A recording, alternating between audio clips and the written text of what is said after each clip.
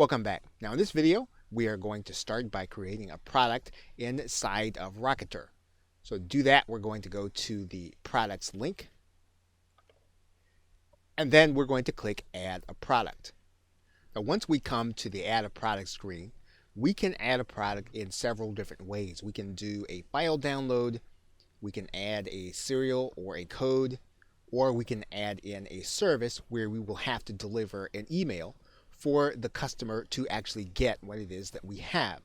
Now, if you want to deliver people to a page where they're going to actually get everything that you have to offer them, you're going to actually deliver them using the email. You can actually do that easily through the service button. But if you want to give them a download also, as well as a URL, you are going to be able to give them the download in the actual purchase process and then send them an email subsequently with their download link. So let's start by clicking the file download button.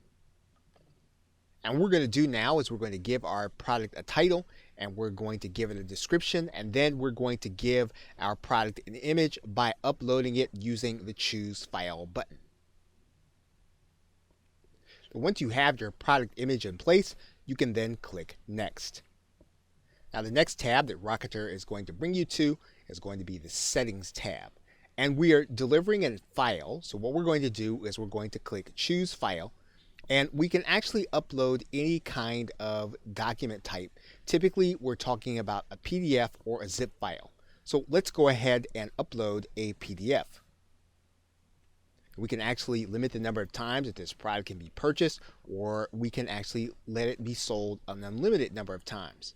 We can limit downloads to a particular purchaser's IP. We can also watermark the PDF with the purchaser's IP and email address. That is one of the advantages of using the PDF with the system. Now, once again, if you have to use and deliver a URL, we're going to be able to do that in section 4. What we're going to do now is we're then going to click next. We are now going to set our price. We can use a fixed price, or we can decide to allow our buyers to pay what they want to pay. But if we want to be more traditional, we can use the pricing alternative. And so what we're going to do is we're going to write in our price. We're going to accept Bitcoin. And then we can actually use a couple of features here, and Rocketer will allow us to have everyone to be able to purchase with the exception of certain limitations. So we can limit people by our global blacklist, and anyone buying from a proxy, which typically indicates some kind of lack of trust, or we can allow all buyers to purchase.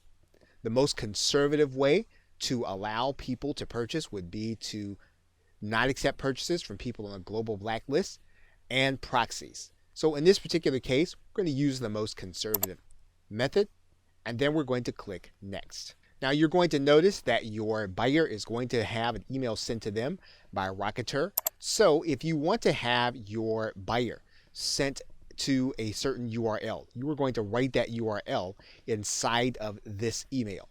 So for example, you'll notice that they're going to get a link to their file URL.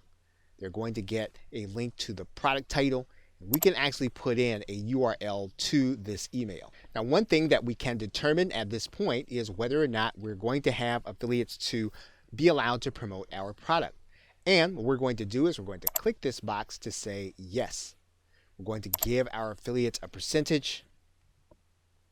And once we've done that, we can then click add product. And once we've done that, our product is ready to go to the next step for placing onto our website. Okay, so with that, thanks, and I will see you in another video.